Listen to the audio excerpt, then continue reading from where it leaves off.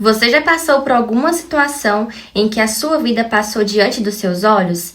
Eu passei, e essa experiência mudou completamente a forma que eu vejo o mundo, como eu encaro os meus desafios e até como eu me relaciono com as pessoas. Nesse vídeo eu vou contar pra vocês a minha história de quase morte e como isso transformou a minha vida. Se você está aqui em busca de um novo propósito ou de uma razão pra seguir em frente, fica comigo até o final. A minha história pode mudar a sua. Tudo começou num sábado de manhã.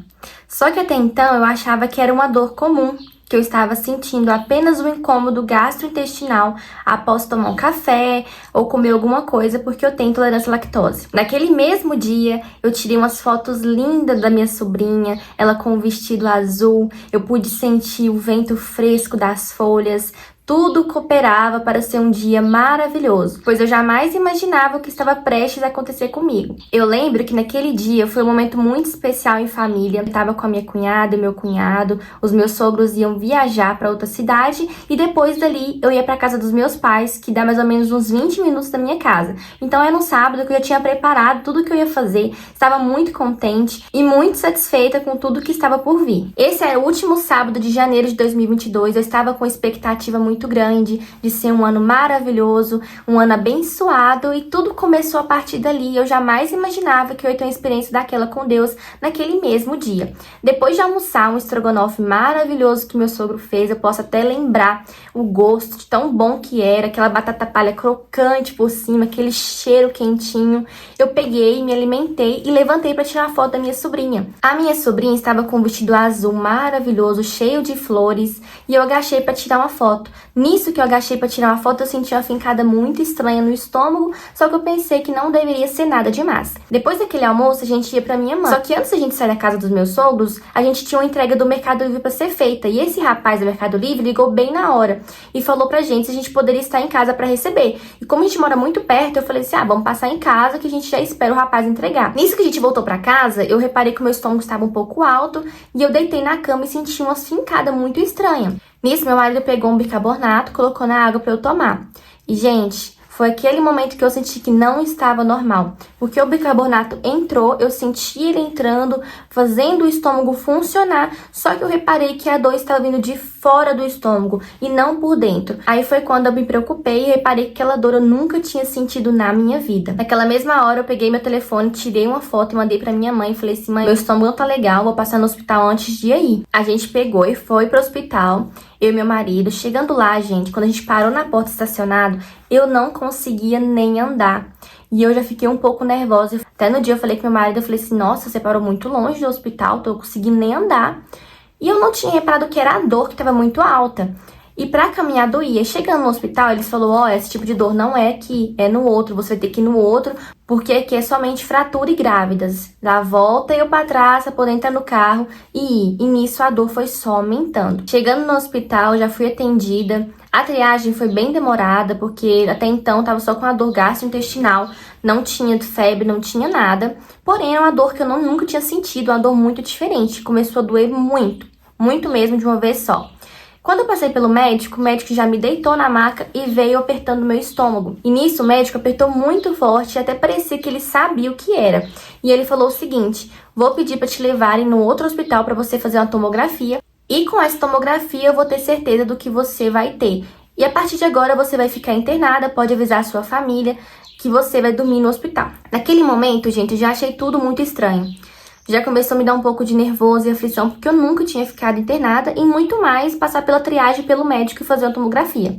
Então eu fiquei com bastante medo, porém eu não tinha o que fazer, eu tinha que passar por essa tomografia e aguardar. Eu fui medicada com Tramal e também morfina na veia, para ver se melhorava um pouco a dor, mas porém a dor só aumentava. Eu lembro que naquele dia eu entrei na ambulância, eu não conseguia sentar, eu tive que deitar e com muita dor. Eu lembro que eu chorava bastante, de preocupação e tudo. Foi um momento muito difícil pra mim, assim, sem saber o que fazer, o que que era. O rapaz da ambulância disse pra mim, nossa, moço, quem faz essa tomografia aqui é quem tá com apendicite. Pode ser que seja com apendicite, tem que fazer cirurgia.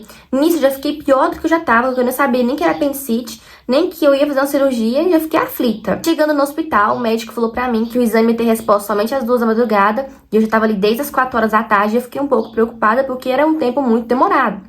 Só que nesse meio tempo eu liguei pra minha família, falei, ó, vou ficar internada no hospital, pode ser que eu tenha que fazer a cirurgia, eu não tenho certeza, o médico não falou, mas orem por mim. E nisso eu liguei pro meu avô, foi a segunda pessoa que eu liguei depois da minha mãe. Meu avô é um pastor, ele até faleceu ano passado.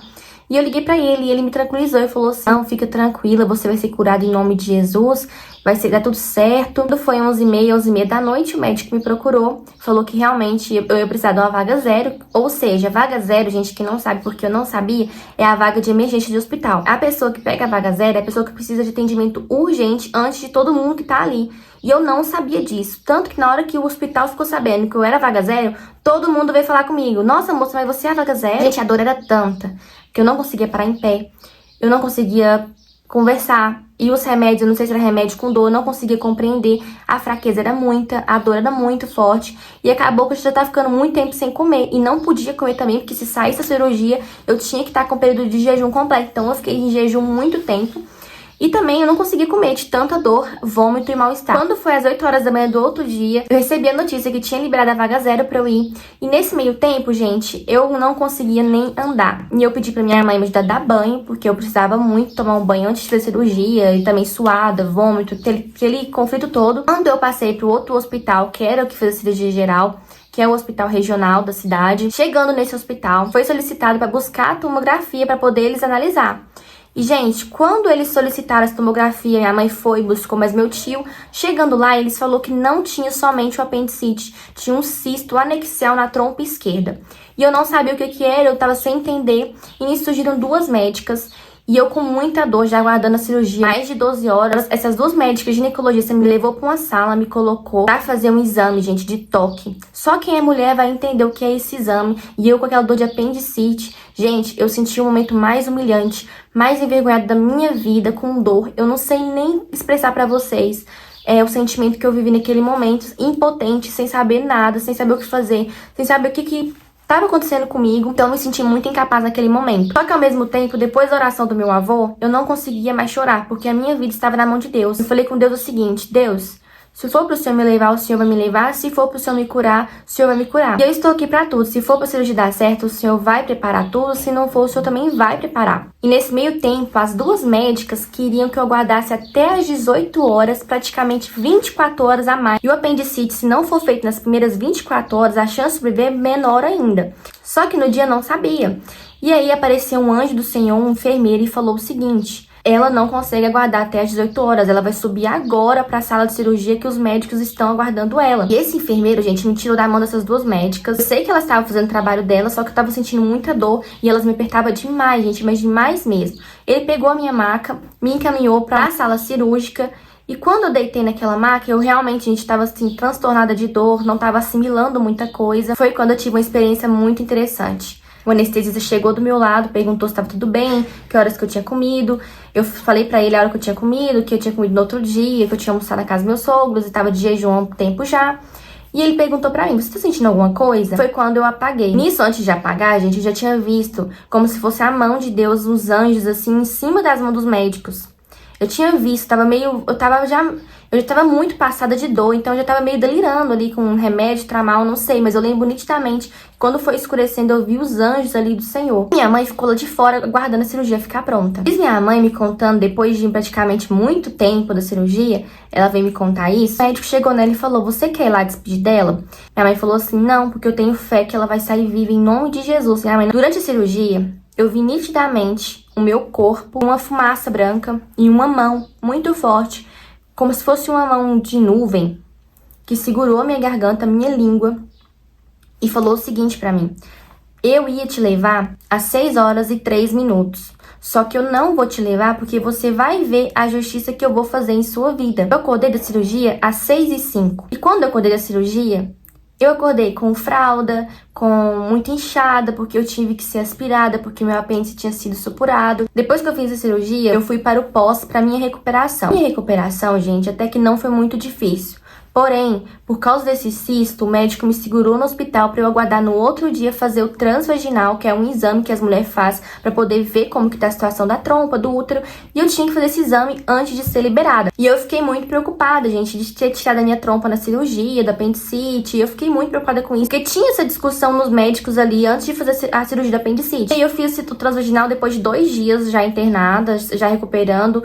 Também tinha ido no banheiro, tinha dado tudo certo, não tinha acontecido nada, tava cuidando. Apesar Apesar que eu tive, assim, uma sensação após a anestesia muito difícil, muita tonteira, mal-estar, enjoo, dor de cabeça, tive vários sintomas após a anestesia. Também o clima do hospital é muito pesado, gente. Quem trabalha em hospital, quem tem contato, sabe que o clima não é fácil. Eu dormi numa sala com uma pessoa que tinha sido amputada, com uma pessoa que estava com o aparelho prestes a morrer, então foi um clima muito difícil, muito pesado. Só que eu tava feliz de ter acordado e aguardando no Senhor como que ia ser, se eu ia ter que fazer outra cirurgia. No outro dia eu fiz o transvaginal e, gente, graças a Deus, por incrível que pareça, não tinha acontecido nada. Meu marido, a gente pegou, ele foi comigo, me acompanhou. Em 2 dias, eu tenho lá a tomografia com o cisto. Depois de 2 dias, não tinha mais o cisto. E depois de 20 dias, quando eu peguei a biópsia, tinha só retirado mesmo o apendicite, porque se faz a biópsia mesmo, pra ver do material que foi tirado do dentro da gente. E não tinha tirado minha trompa. Só que mesmo assim, eu fiquei com preocupação. Falei, nossa, como que o cisto sumiu, né? Aí depois, lá pra outubro do mesmo ano, eu consegui marcar. Então, uma distância boa. Eu consegui marcar um médico bom, um ginecologista, pra me poder fazer um exame melhor, detalhado, pra poder ver como é que tava realmente a saúde do útero. E graças a Deus, não tinha acontecido nada. Eu tava com minhas 2 trompas intactas. Realmente foi um milagre do Senhor. Depois de ter passado um período de 2, 3 dias, que eu comecei a cair a ficha daquilo que Deus falou pra mim, eu comecei a ter uma experiência diferente, gente. Eu realmente vi a mão do Senhor ali em todos os pontos, todos os milagres que Deus fez ali naquele momento e na minha vida. E muitas coisas mudaram na minha vida depois daquele momento. Porque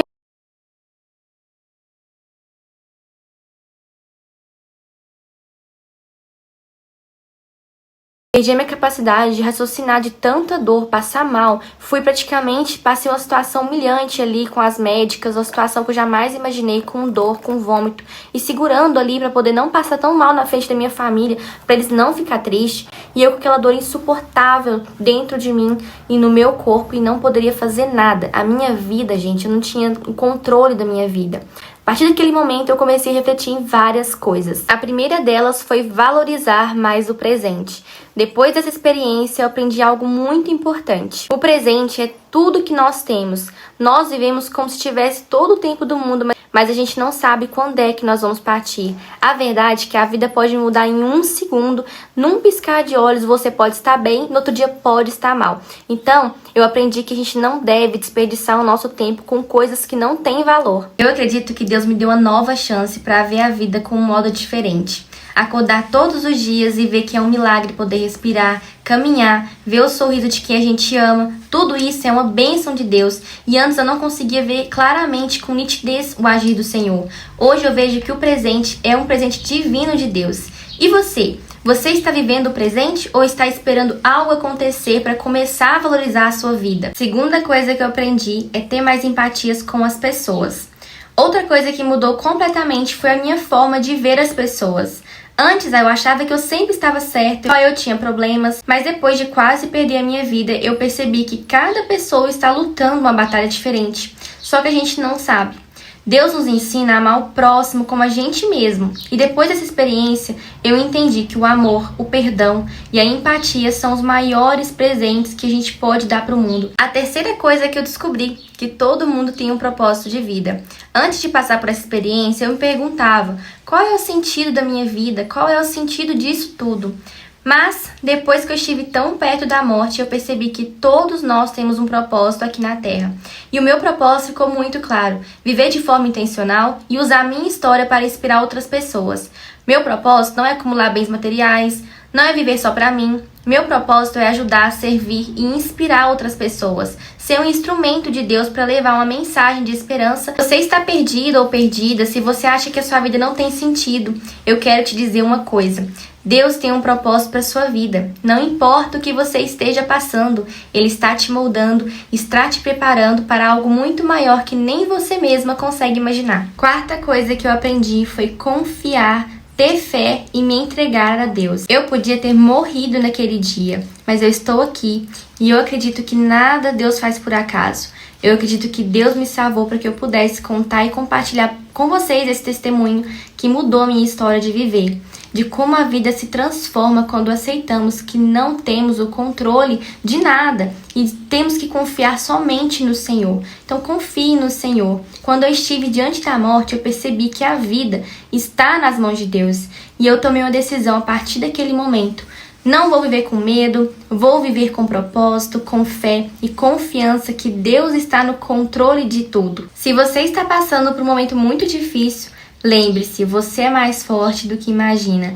E muitas das vezes é no meio da tempestade que descobrimos quem nós somos e o tamanho do nosso Deus. E se você se identificou com a minha história, deixa aqui nos comentários o que mais te marcou. E se você quiser acompanhar aqui no canal mais conteúdos, não se esqueça de se inscrever no canal, ativar o sininho e compartilhar esse vídeo com alguém que também precise de uma mensagem de esperança. Juntos nós podemos fazer uma comunidade que inspira transformação.